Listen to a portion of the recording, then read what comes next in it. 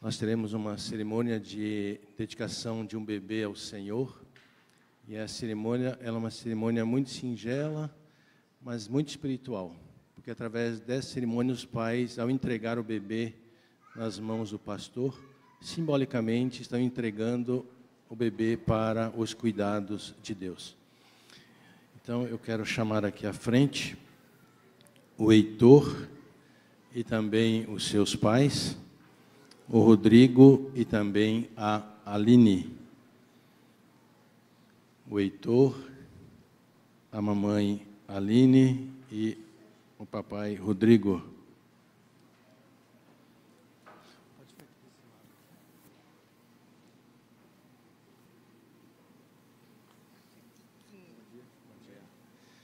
E quero convidar a Gabriela e também a Evelyn, que irão cantar neste momento.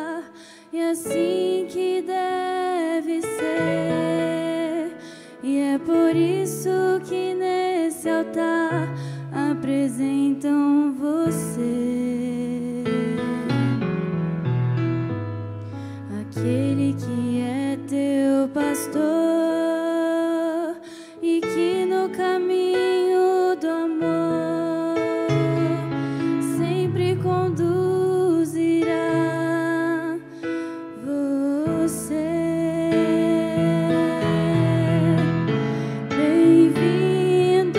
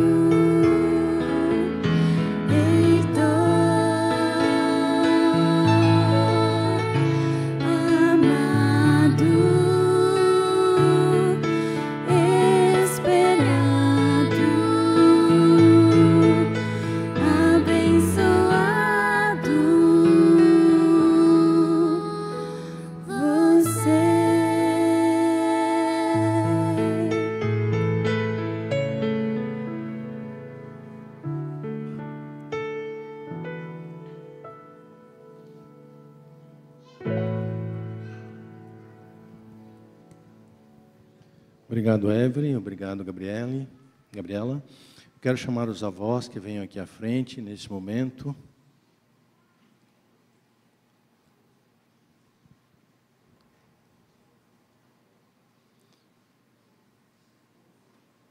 Podem ficar ao lado. Sejam bem-vindos.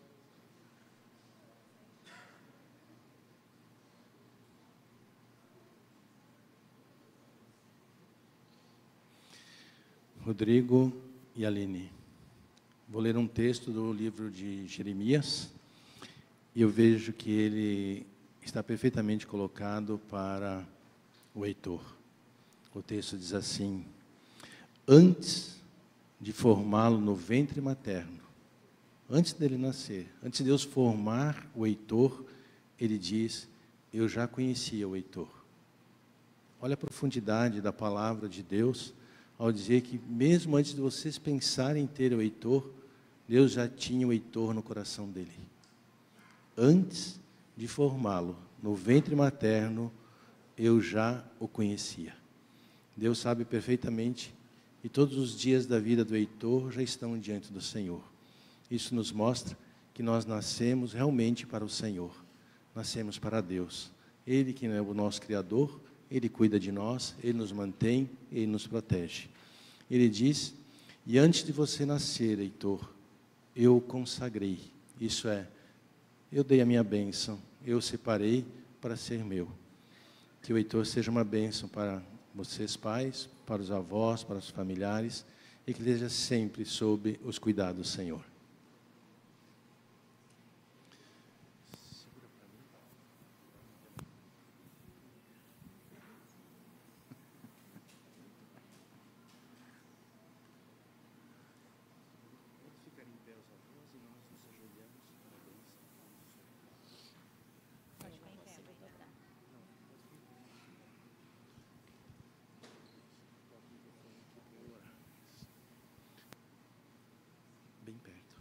Oremos. Senhor, nosso Deus e nosso querido Pai, estamos em Tua presença, eu estou aqui com o Heitor, o filho que o Senhor viu antes de nascer e deu a ele a vida, e também nesta manhã o Senhor o abençoa e o consagra para Ti. Pai querido, como ministro do Evangelho, eu coloco o Heitor em Tuas mãos para os Teus cuidados, para a Tua bênção. Que o Teu Espírito esteja nesta criança, conduzindo, guardando de todo mal e protegendo todos os dias da sua vida. Abençoe também seus pais, seus demais familiares. Nós oramos no doce nome de Jesus. Amém. Amém.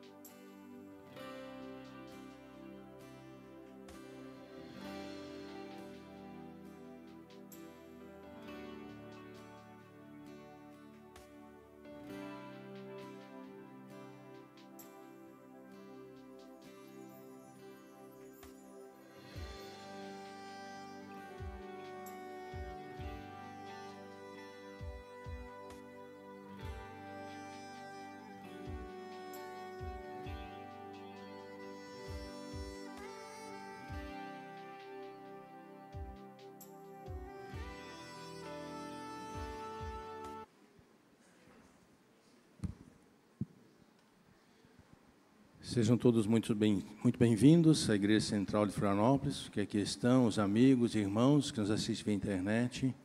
Antes da mensagem desta manhã, iremos prestar uma homenagem a uma pessoa que partiu. A Bíblia diz que Deus honra os que honram seus mortos. E ontem, às 13h30 da tarde, nós perdemos uma irmã muito querida da nossa igreja, a irmã Francisca Hansen.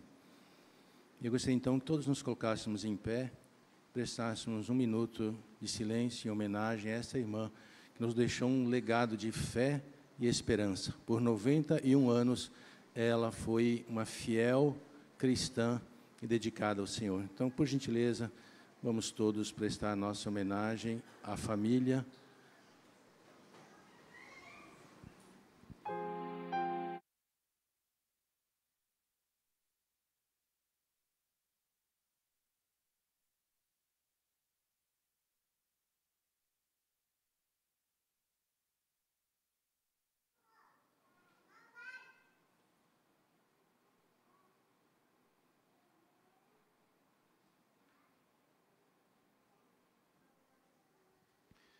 Senhor, nosso Deus, que o Senhor esteja com os familiares da irmã Francisca, e nós te louvamos pelo legado que ela nos deixou de fé e esperança, em nome de Jesus. Amém. Amém. Podeis assentar, muito obrigado.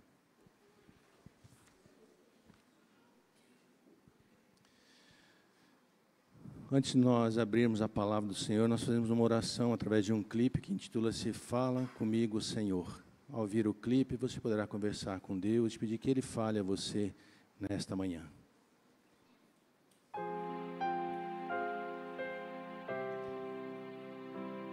Meu Deus, meu Senhor, fala comigo.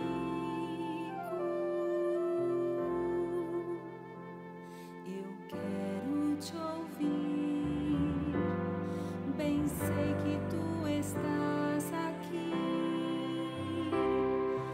pois posso te sentir, Pai de amor. Conversa comigo, és meu melhor amigo.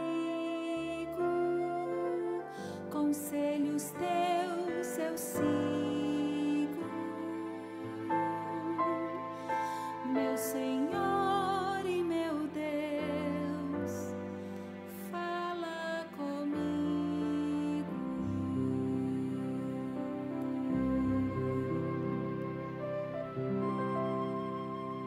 Senhor, vamos abrir a Tua palavra, que Teu Espírito ilumine a nossa mente para compreendê-la e também para viver conforme a Tua vontade, em nome de Jesus. Amém. O título da mensagem desta manhã é Seja feita a Tua vontade.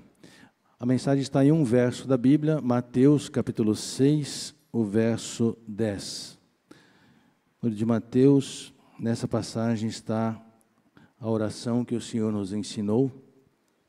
Em Mateus 6, verso 10 diz: Venha o teu reino, seja feita a tua vontade, assim na terra como no céu. Está muito claro que nessa passagem que Jesus está falando sobre a vontade do Senhor. E a vontade dele é soberana. Ela está e deve ser feita na terra como ela é feita lá no céu. O texto começa dizendo, venha o teu reino, e aqui é uma declaração do reino da graça, isso é que venha Cristo aos nossos corações. E Spurgeon diz que nós não devemos deixar que as nossas aflições, as nossas tentações, as nossas provações, as nossas dificuldades, que elas tomem o lugar de nós em nossas orações, apenas nos demorarmos nisso e nossas questões cotidianas, e esquecermos de que devemos orar para que Cristo venha e que o reino dele seja estabelecido em nossos corações. E quando ele diz, venha o teu reino, a palavra venha quer dizer, venha agora, venha hoje, venha imediatamente. E o reino é a sua majestade, o seu poder, a sua graça, a sua soberania. Portanto, nessa oração, Jesus está nos levando a orarmos que a soberania dele esteja em nosso coração e em nossa vida. Num mundo onde o cristianismo às vezes é visto apenas uma questão de barganha com Deus e facilidades, e que eu sigo se Ele me abençoa, aqui Ele nos diz para nós convidarmos a orar não pelas coisas materiais, mas sim pela vinda do reino de Cristo, a sua soberania sobre o nosso coração e sobre a nossa vida. E Ele diz, venha agora, mas com um propósito, para fazer a tua vontade, diz o texto. A vontade de Deus está justamente em sua lei. No Salmo 40, verso 8 diz, agrada-me fazer a tua vontade, ó Deus meu, a tua lei está dentro do meu coração. A lei dada no Sinai é a mesma lei do céu, e essa é a lei que Ele nos convida a fazer a vontade dela. Antes da criação da terra, nós sabemos que já existia a lei. Antes do Éden ser formado, já existia a lei. E a missão de Cristo foi não somente salvar o ser humano, mas exaltar a lei, engrandecer a lei, como diz Isaías 42, 21. Foi levar o homem novamente à obediência a essa lei, colocar o homem em harmonia com a lei, que ela é a vontade do Senhor, tanto nesta terra como no céu. A sua obediência, a obediência de Cristo, confirmou que a lei é imutável e ela jamais mudará. A pergunta é, o que é a lei? Em Êxodo 20, 17, diz que a lei é a expressão da vontade de Deus. Isto é a lei, é a expressão do seu caráter, da sua vontade.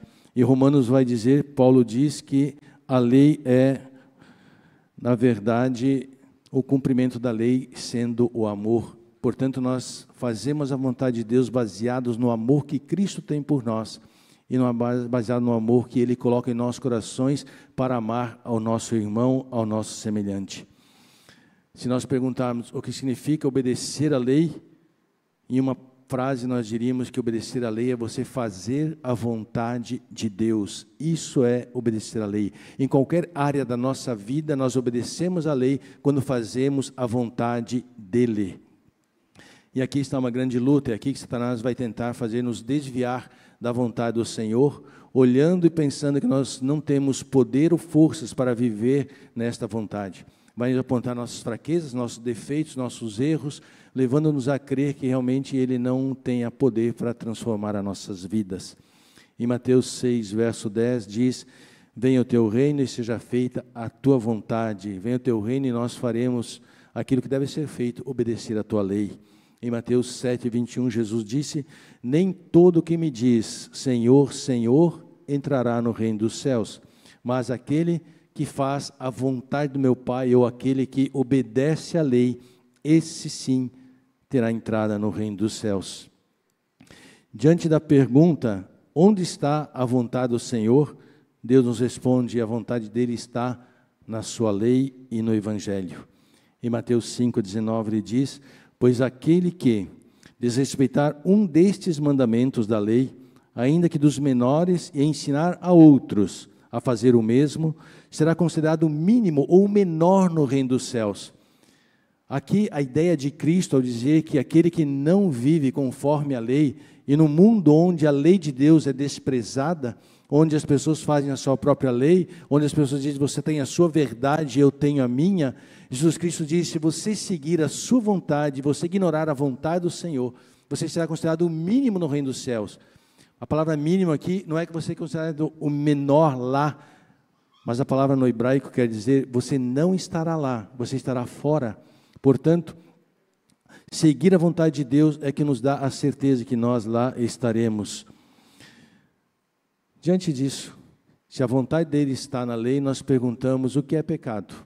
E São João diz claramente que pecado é transgressão da lei, ou seja, pecado é fazer tudo aquilo que não é da vontade do Senhor. Isso é pecado. Há uma coisa interessante aqui. Constantemente o Espírito de Deus trabalha no seu e no meu coração para nós fazermos a vontade do Senhor. Vou contar uma história minha que aconteceu comigo quando eu estava no meu processo de conversão. Eu tinha um amigo muito chegado, nós éramos muito próximos, jogávamos futebol juntos, saímos juntos, éramos muito amigos.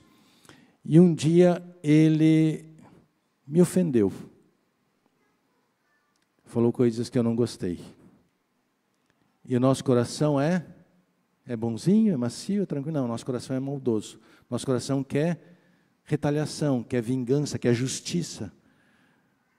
E eu fui orar. E Deus trouxe à minha mente a seguinte passagem. Amarás o teu inimigo. Farás o bem àqueles que vos maldizem. Portanto, quando eu faço alguma coisa que não é da vontade do Senhor, eu não estou seguindo a lei, eu estou em pecado. Quando eu faço algo que não é da vontade dele, ele sempre coloca no meu coração aquilo que é da vontade dele. Se no meu coração há mágoa ou ressentimento de alguém, o Espírito de Deus vai falar para mim sobre isso, para me curar, porque o pecado ali está, o desejo da vingança, o desejo de querer o mal, ali reina. E Cristo tem que operar em seu coração para levá-lo ao céu, porque você tem que viver em harmonia com a lei. Eu sei que você, talvez, em um momento ou outro na vida, já foi maltratado, rejeitado, injuriado, perseguido. Talvez em um momento ou outro falaram mal de você. Mas todas essas são provações que vêm ao nosso coração para que Cristo reine, para nós aprendermos a deixarmos o nosso coração nas mãos dEle. E não temos nenhum ressentimento, nenhuma mágoa, nada que nos tire fora dos céus. Na obediência, fazendo a vontade de Deus, nós somos protegidos do mal. Olhe bem, quando nós fazemos aquilo que é da vontade de Deus, nós somos protegidos do mal, de Satanás e dos espíritos do mal. Mas quando nós não fazemos a vontade de Deus, nós abrimos um caminho para que os espíritos do mal entrem em nossa vida, ou que Satanás entre e destrua a nossa paz, tire a nossa serenidade, tire a nossa esperança e faça morrer a nossa espiritualidade. Lembre-se, para quem já leu Roger Morneau é alguém que nós deveríamos considerar o que ele diz, porque ele não apenas diz de algo que ele estudou, mas algo que ele vivenciou. E ele diz que nas sessões satanistas, era ensinado que eles deviam orar para abrir um caminho para os espíritos do mal vir e atuar neste mundo. Esta guerra espiritual é real, e Ellen White diz que quando nós não fazemos a vontade do Senhor em nosso coração, nós abrimos um caminho para os espíritos do mal. Portanto, diante do Senhor, nós devemos perguntar: qual é a tua vontade, Senhor? O que tu queres que eu faça? E Deus falará ao nosso coração o que nós devemos fazer. Alguns é tomar a decisão de seguir a Cristo, a outros abandonar alguma prática que está fazendo, a outros entregar a Deus algum ressentimento do coração. A tudo isso está vinculado ao fato de fazer a vontade do Senhor. Pergunto: há em sua vida algum caminho que não é da vontade do Senhor? Algum caminho aberto para que o mal haja? John Owen, o príncipe dos puritanos, diz: satisfazer o desejo de um só pecado abre a porta para mais pecados. Nós não devemos ter, absolutamente no nosso coração, nada que impeça que Cristo reine absoluto. Em nossa alma deve haver perfeita paz diante do Senhor, porque senão você pode sentar nos bancos desta igreja e enganar a si mesmo, mas jamais a Deus.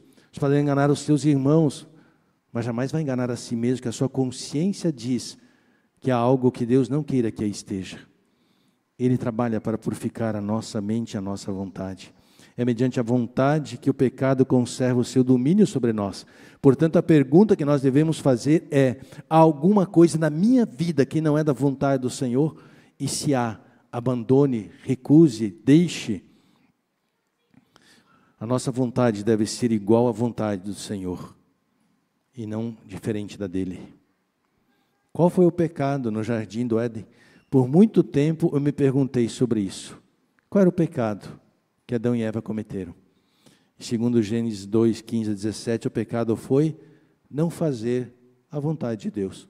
Deus falou para eles não comer do fruto da árvore do bem e do mal, mas eles desobedeceram. O pecado sempre está vinculado à desobediência do Senhor. E o poder da lei é justamente exigir obediência de cada um de nós. Este é o poder que está na lei. A lei exige de você e de mim fazer a vontade do Senhor. A lei exige que nós sejamos obedientes a ela. Mas a lei não tem poder, a lei não tem força. Somente Cristo nos dá força e poder para fazermos a vontade dele. Por isso, o Evangelho diz claramente: resista ao diabo, fuja das paixões deste mundo, abandone as coisas deste mundo, viva só e unicamente para a vontade do Senhor, viva só unicamente para Ele, e não para as coisas deste mundo. Há algumas coisas que só existem no reino espiritual de Cristo e não existe em outro lugar, tais como crucificar o próprio eu, abandonar o pecado, mortificar as paixões carnais, resistir ao diabo, fugir dos apetites carnais, não amar o mundo, são todas obrigações evangélicas que devem permear a vida de um cristão. A vontade, as verdadeiras virtudes da obediência na vida do cristão estão, e isso deve ser manifesto na vida de cada um de nós.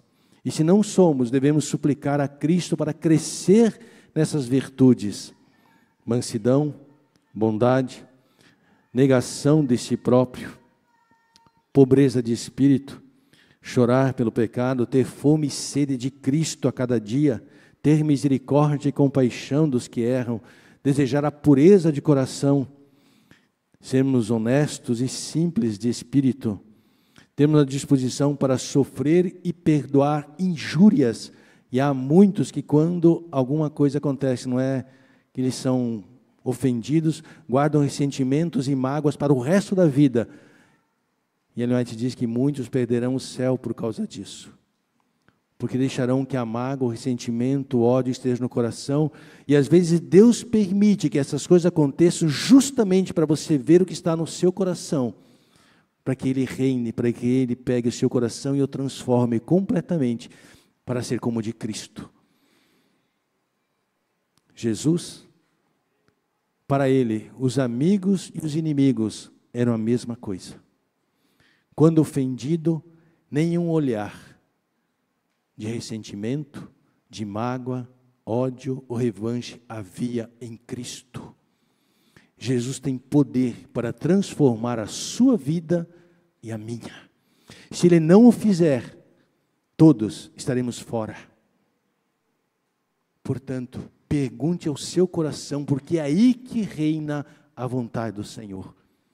Há alguma coisa aqui dentro que não é da vontade dEle? Alguma coisa que precisa ser transformado? Alguma coisa que precisa ser arrancado?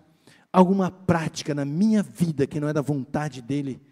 E eu preciso depor isso aos pés da cruz e crer que em Cristo há poder suficiente para transformar completamente a minha vida. Você crê nisso? Você crê que em Jesus há poder para Ele transformar completamente a sua vida? Eu creio, porque Deus deu a Cristo todo o poder para Ele operar em nossos corações. Em São João 14, 24 diz: quem não me ama não guarda as minhas palavras. Ora, disse Cristo, a palavra que eu falo a vocês, que vocês estão ouvindo, não é minha, mas é do Pai. Deus estava em Cristo, falando todas as palavras dEle. Toda a autoridade e majestade de Deus está em e com Jesus Cristo. Jesus tem todo o poder, Jesus é a voz do Pai perante nós. Em João 14, 24, ele diz: a palavra que eu visse não é minha, mas é do Pai. E toda a palavra de Cristo é a palavra de Deus, e Ele tem autoridade para conduzir a nossa vida. Você acredita realmente que Jesus pode transformar seu coração? Não somente tirar o medo, a angústia da manhã, mas tirar qualquer ressentimento? Você percebe que às vezes acontecem coisas na sua vida para Ele mostrar o que está aí dentro, que deve ser transformado? Eu quero convidar uma pessoa para falar algo que Cristo fez na vida dela, para vocês verem como isso é real. Irmã Lúcia, por gentileza, me dê o microfone.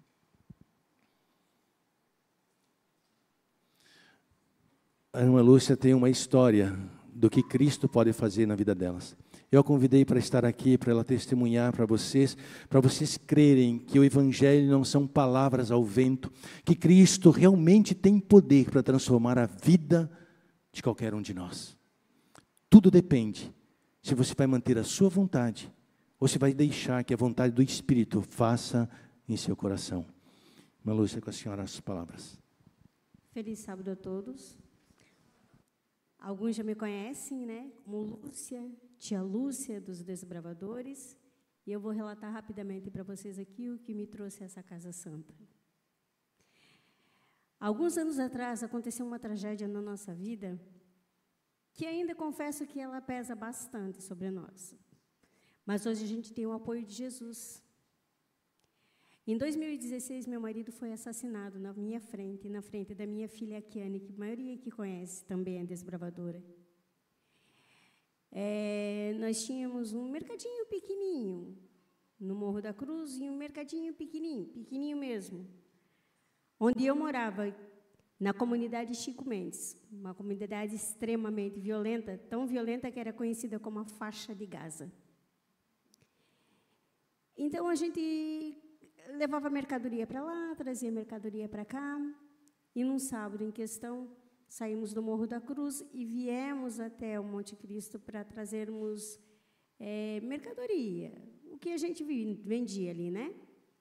Como o carro estava um pouco mais pesado, meu marido reduziu, e como a gente fazia o mesmo trajeto, não se espera, não se fica procurando se alguém vai tirar uma pedra ou dar um tiro em você.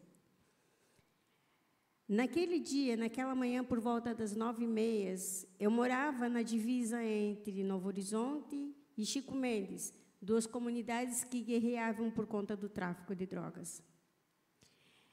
Naquele dia, naquele sábado, por volta das 9h30, houve um tiroteio ali nas imediações, e naquela esquina alguém foi lá e atirou, e depois alguém mandou alguém ficar ali esperando. Espera um Gol branco passar e atira e mata.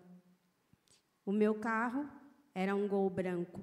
Tinha película. Eu não gostava, mas meu marido quis colocar.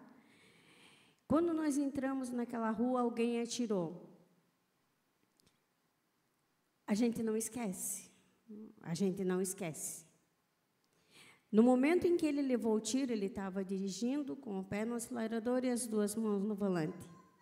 Ele travou ali, e eu não sabia dirigir. Eu vi o sangue passar pela minha frente, o vidro cair, ele caiu aqui.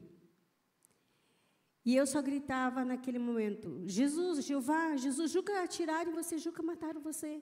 E eu gritava, Jesus, Jeová, a única coisa que eu conseguia falar. Como eu não sabia dirigir na época, e o carro estava andando sozinho, eu sentei no colo dele, tirei o pé dele, que estava no acelerador, baixei a mão dele e desliguei o carro. Eu não sei, alguém puxou o freio de mão, não fui eu. Eu tenho o hábito de tirar, um hábito que eu não tenho mais. O calçado, quando eu entro no carro, eu saí descalça, dei a volta e fui até a porta dele para ver. Então, ele estava caído para trás, e o sangue estava caindo, escorrendo assim bastante atrás na cabeça dele. Ele levou um tiro só, na lapela do boneco que ele estava usando. A minha filha, Kiane, que a maioria aqui conhece, tinha 8 anos e estava sentada no banco de trás, atrás, com uma cachorrinha que ela ganhou de presente dele. Ela estava muito assustada. E ela não chorava, ela só dizia, eu estou com medo, eu estou com medo. Quando acontece alguma coisa dessas, quando dão um tiro numa pessoa ou num carro, vem já uma outra porção lá e quer atirar também, e eles atiram. Aquele dia foi só um tiro na cabeça do meu marido. Ele caiu aqui, e lá se foram 39 anos de vivência que nunca mais. Eu precisava de ajuda e eu não sabia o que fazer, porque você não consegue raciocinar. E eu olhava em volta, também não podia soltar a Kiane na mão de ninguém, eu não podia soltar ela na mão de alguém ali que pudesse levá-la embora. E alguém disse para mim, eu fico com ela. Olhei, era uma mulher do mercadinho, que nos conhecia, porque sabiam que a gente não tinha envolvimento com nada. Eu peguei meu telefone e eu tenho um filho que morava ali a 1 quadra de onde aconteceu. Só que eu não lembrava dele. Eu só lembrava do meu filho que morava no Morro da Cruz. E eu dizia, Jesus, qual é o número, qual é o número? E eu tremia muito. E eu consegui discar o número. Eu disse para o Mateus, Mateus, mataram teu pai. E desliguei o telefone. Quando eu olho, isso, assim, ó, você baixa a cabeça e quando você olha já tem um monte de gente. E alguém gritou. Eu já chamei a polícia, já chamei o SAMU. E eu tinha que cuidar do Juca para que... Eu tinha medo que ele se machucasse mais. Mas ele já estava morto. Então, veio o ML, a polícia, enfim, foi lá os trâmites legais e fomos. E quando foi 9h30 da noite, prenderam o rapaz, porque a comunidade estava ligando, ele está aqui, está com a arma, está aqui, está com a arma. E o delegado estava com a arma sentada lá, esperando não sei o quê. Prenderam ele foi a julgamento e pegou 5 anos de prisão por porte ilegal de arma. Ele não tinha sido punido pela morte do meu marido, que deixou uma filha de 8 anos traumatizada e 4 filhos com um coração pesado pela morte. Eu só orava a Deus que desse paz no coração deles, para que eles não pensassem em fazer alguma retaliação, porque foi-lhes oferecido para fazer, e eu dizia: Deus, afasta esse mal dos meus filhos. Eu já perdi o marido, eu quero meus filhos junto comigo, eu preciso que o Senhor me ajude. Deus é misericordioso. O juiz me ligou e o promotor me ligaram dizendo: fique tranquila, a gente sabe que foi ele que matou e ele vai ser punido. 5 anos depois, 4 anos e meio, eu fui chamada para uma nova audiência, e ali, então, ele foi sentenciado a 18 anos de prisão pelo homicídio. Eu contei aos meus filhos e pedi que eles entregassem o coração deles a Jesus e que não deixassem nenhum tipo de pensamento ruim chegar. Porque, geralmente, quando acontece uma coisa assim, a gente quer vingança. E a vingança não é um bom remédio. Em momento algum, eu tive raiva desse moço. Na época, ele tinha a idade do meu filho mais novo, 22 anos. Meu filho mais novo trabalhava em 2 empregos e estudava, e esse moço estava fugindo de comunidade por comunidade, porque ninguém queria ele em lugar nenhum.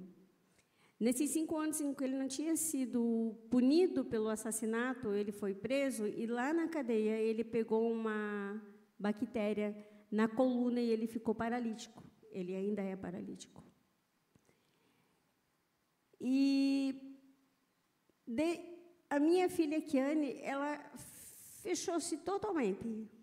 Ela chorou 2 minutos literais pela morte do pai e não chorou mais. Então, ela guardou todo aquele luto. Ela era a filhinha dele, né? A única menininha que ele tinha. Então, ela chorou aqueles 2 minutos e guardou para ela aquela dor. E eu estava vendo minha filha cada vez mais quietinha, cada vez mais triste. Eu pensava: meu Deus, eu pedi: Jesus, me mostra um caminho. Me dê uma luz, eu preciso. E um dia, varrendo minha garagem, eu lembrei de uma sobrinha neta que era desbravadora. Liguei na segunda para o colégio. Me disseram: a gente não tem contato, mas eu posso dar o contato da dona Heloísa. E me deram o contato da tia Elô, que convidou para ir até lá. A Kiane, no início, chorava, mas tivemos anjos. Anjos, Deus mandou anjos cuidarem de mim e da Kiane. Anjos que eu posso citar nome: a tia Elô, o Samuca, tínhamos a tia Márcia, que nos acolheram de uma forma que não sobrou vão para a dor e para a tristeza. Não sobrou vão para que a gente ficasse com raiva e mágoa. A gente tinha muita coisa para fazer para Jesus e por Jesus. Não poderíamos ficar mantendo aquela dor ali dentro. Ainda estou triste? Estou, é ruim de falar nisso. Minha filha está triste? Bem menos. Com a graça de Deus, a gente conseguiu encontrar um caminho. E aí as pessoas olham e dizem assim: tadinha da dona Lúcia. Eu sou a querida de Deus. Eu sou a amada de Jesus. Eu sou privilegiada por estar aqui. E agradeço a cada um porque contribuiu. Você mora no meu coração, meu lindo, meu querido Samuca.